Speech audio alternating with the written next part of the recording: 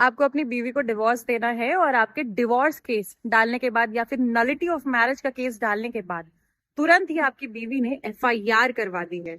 Generally वो 498A और 406 की कंप्लेन करेंगे। 498A यानी कि क्रूल्टी और 406 यानी कि उनका कोई सामान आपके पास बाकी रह गया है। अब देखिए, बीवी कई साल से आपके पास रह रही है तो कोई ना कोई सामान तो उनका आपके पास रह ही जाएगा, जिसके कारण 406 लगती है। अब एफआईआर होने के बाद सबसे बड़ा सवाल आता है कि इस एफआईआर के बाद अब क्या किया जाए।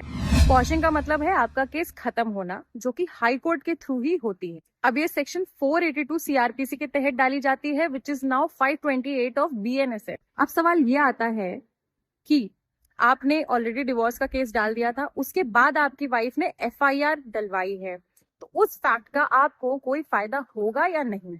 तो जी हाँ, बिल्कुल मिलेगा। अभी नवंबर का ही जजमेंट है जिसमें हाई कोर्ट ने एफआईआर क्वॉशिंग के केस को तो खारिज कर दिया, लेकिन सुप्रीम कोर्ट में जब इसकी अपील डाली गई इसको रिस्टोर करवाने के लिए, तो सुप्रीम कोर्ट ने इस ग्राउंड को प्रॉपरली वैलिड कंसिडर किया और कहा कि एफआईआर करना केस करने के बाद एक अब्यूज है लीगल प्रोसेस का।